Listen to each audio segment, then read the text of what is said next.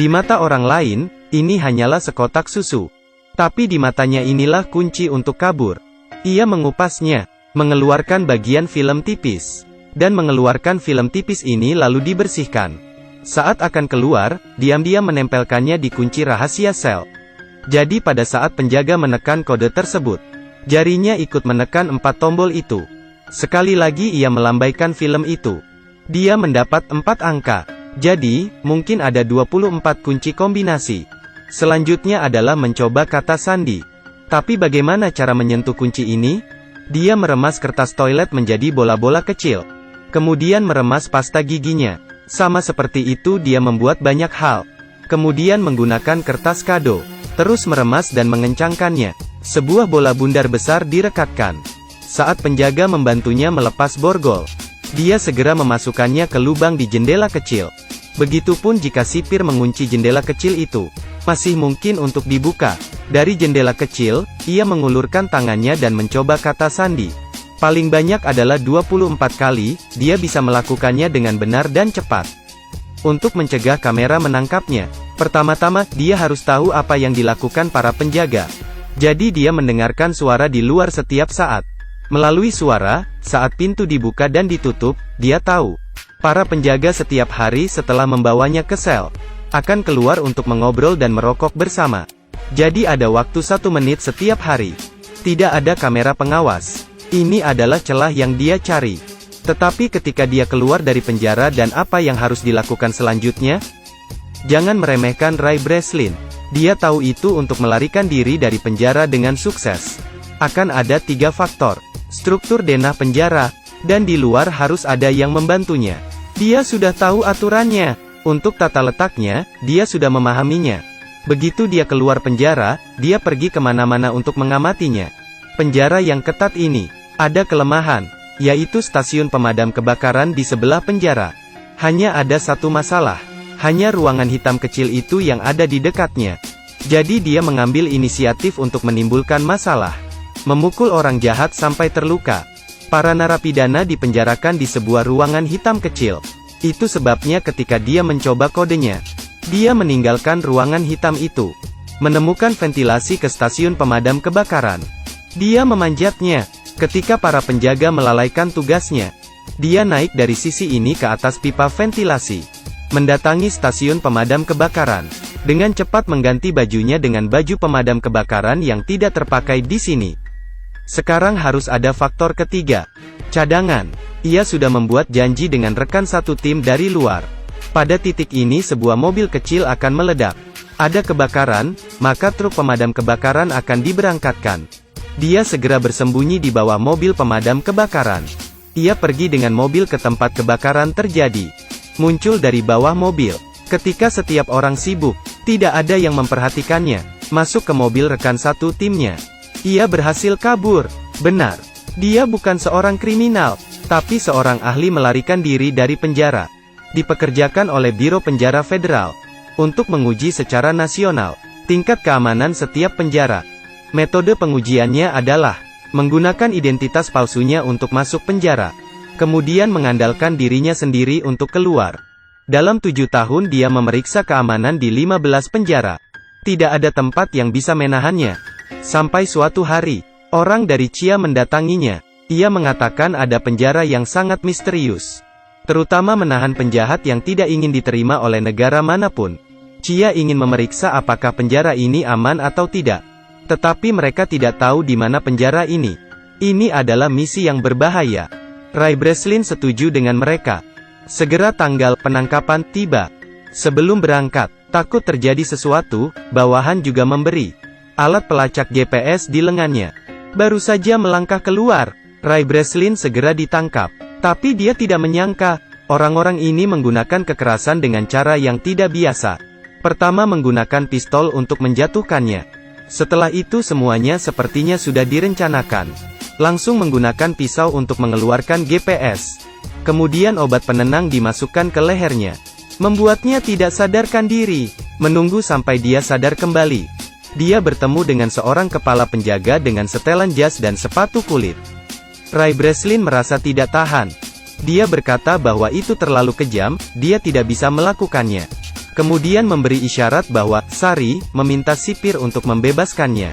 Tanpa diduga sipir tidak menyadarinya sedikit pun. Masih menahannya. Ternyata kepala polisi itu bersama satu orang. Ingin merencanakan dan menyakiti Ray Breslin. Ingin menahan Ray Breslin di sini. Terkunci seumur hidup. Ini adalah penjara paling ketat di dunia. Sel setiap orang terbuat dari kaca temper. Narapidana yang ke toilet juga bisa melihat dengan jelas.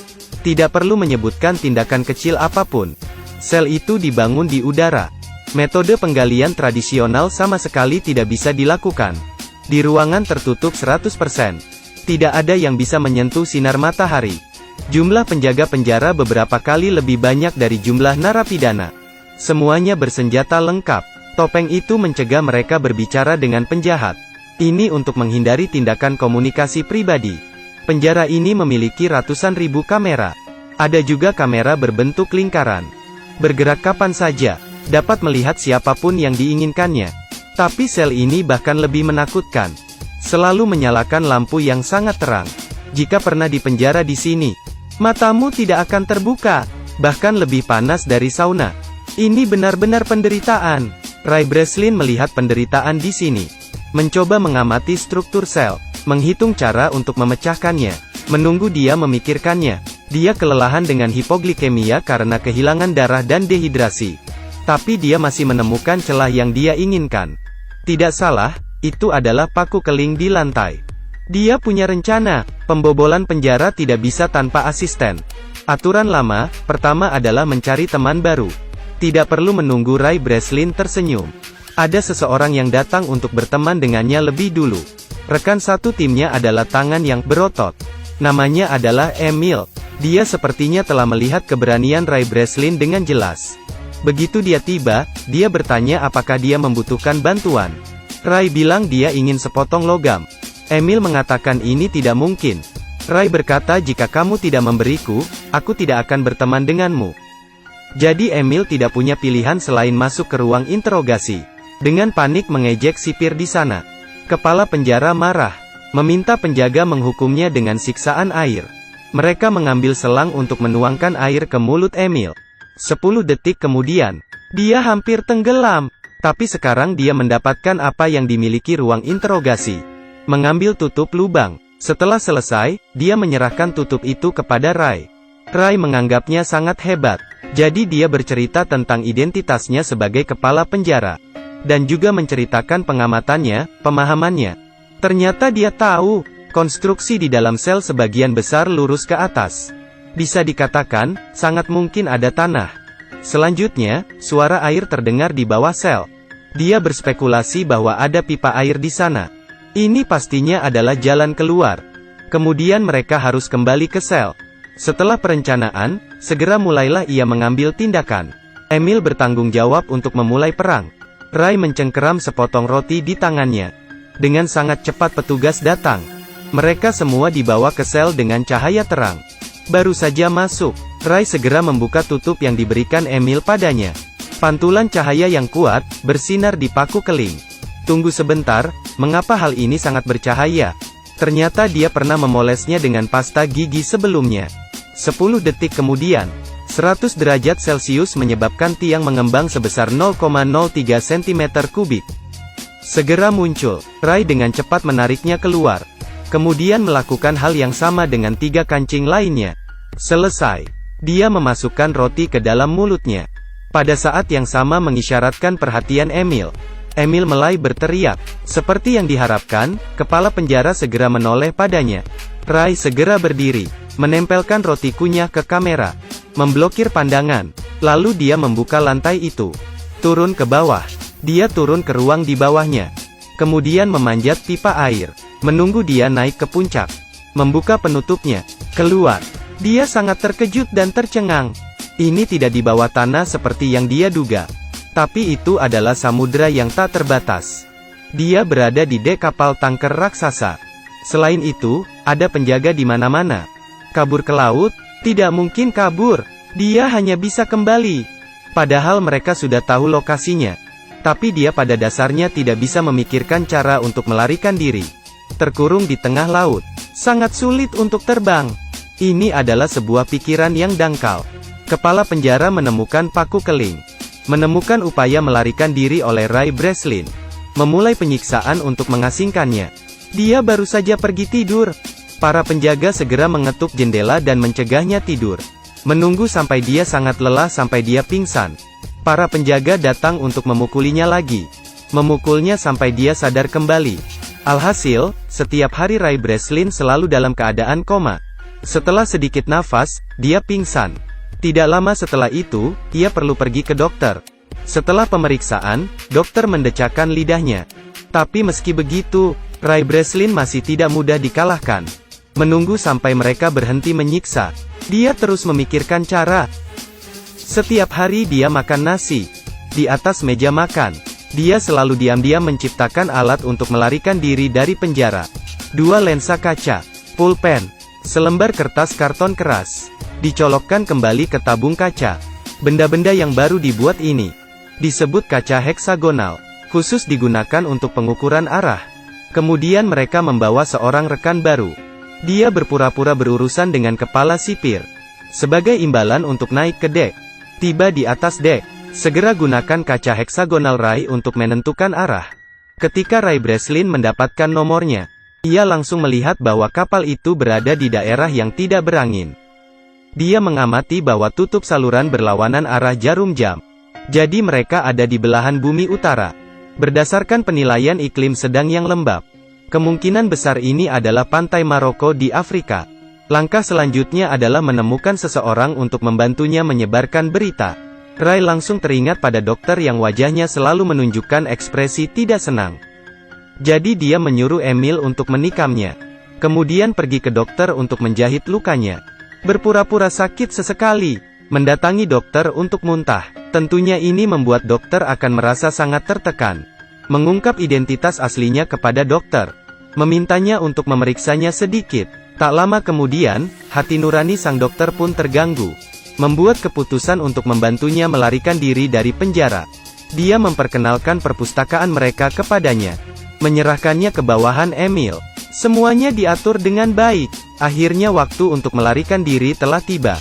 Saat larut malam, kepala penjara melihat Ray Breslin menabrak dinding. Dia menguping sinyal yang sedang diketik Ray. Mengartikan kode itu, akan ada kerusuhan di area C besok pagi. Kepala penjara memutuskan untuk mengirim 3 tim pasukan untuk menyerang area C. Tapi ini hanya jebakan Ray. Dia ingin semua penjaga lari ke area C. Dengan demikian, hanya 2 tim yang tersisa di tempatnya. Kerusuhan yang sebenarnya dimulai. Rekan tim memulai kekacauan. Kedua geng itu mulai berkelahi. Para prajurit di atas mengarahkan senjatanya ke bawah. Tapi Ray diam-diam pergi ke depan dan menyelinap. Kemudian memanjat tangga, mengikuti jalur pipa untuk naik ke dek. Siapa yang tahu pintu tersebut menggunakan kunci elektrik. Tidak bisa terbuka bahkan ketika dia menggunakan kekuatannya. Ray Breslin memutuskan untuk pergi memutuskan aliran listrik. Dan itu berarti dia harus turun. Dia tidak punya pilihan lain. Turun ke ruang listrik. Saat dia sedang mengontrol komputer untuk mematikan sirkuit. Seperti yang diharapkan, Emil bisa membuka pintu. Dia akhirnya bisa naik ke kapal. Pesawat yang dipesan juga tiba tepat waktu. Saat dia mendekati pesawat, musuh juga masuk. Emil tidak bisa pergi, karena pria itu belum muncul. Jadi dia mengambil senjata. Tatapannya berubah menjadi kejam. Pria legendaris ini, dalam sekejap menjadi senjata pembunuh berdarah dingin. Di sisi lain, sipir memblokir Ray di ruang listrik. Dia sama sekali tidak terburu-buru. Karena Ray Breslin seperti ikan di jaring. Tapi yang aneh adalah, dia tidak bisa menemukan Ray dimanapun. Saat ini, bawahan telah memulihkan arus listrik. Dia tiba-tiba mendengar, tangki air mulai menyiram air secara otomatis. Senyumnya berangsur-angsur memudar. Dia lupa langkah penting ini. Ray Breslin memang ada di tangki air. Tangki air baru saja dibilas. Dia segera hanyut ke dasar laut. Ray muncul ke permukaan. Emil melihatnya di saat yang tepat. Turun dan menjemput dia. Sipir juga telah mencapai dek. Ray Breslin ditemukan berdiri di atas tangga. Langsung mengarahkan pistol ke arahnya. Hidup mati dalam sekejap. Melihat Emil melempar pistol, Ray Breslin menggenggam erat. Dengan segera menembak. Tangki minyak di bawahnya. Kepala penjara menunduk dan melihat. Kata "kurang ajar" belum diucapkan. Secara bertahap lenyap di lautan api. Beberapa waktu kemudian, mereka pergi ke pantai di Afrika. Seseorang datang menemui Emil. Gadis ini adalah orang yang sama, yang menyuruh Ray sebelumnya. Ternyata dia adalah putri Emil. Alasan mengeluarkan uang untuk mengundangnya datang karena dia ingin membantu ayahnya melarikan diri dari penjara. Itu sebabnya ketika dia baru saja masuk sel, Emil mendatanginya untuk bekerja sama. Semua sudah direncanakan. Ray Breslin tersenyum lembut seolah tidak ada apa-apa. Hal yang sangat menyebalkan yang benar-benar ingin dia temukan adalah pria yang bekerja sama merencanakannya hal jahat ini. Beberapa hari kemudian, orang yang jahat ini bangun, menemukan dirinya terkunci dalam sebuah wadah. Dan kontainer ini duduk di atas kapal kargo raksasa, menunggu kapal berlabuh. Dia pasti sangat terkejut. Akhirnya Ray Breslin berhasil kabur. Setelah menonton legenda kabur dari penjara bersama bintang berotot, akhirnya saya merasa tidak bisa berbicara banyak. Memang, pengetahuan adalah kekuatan.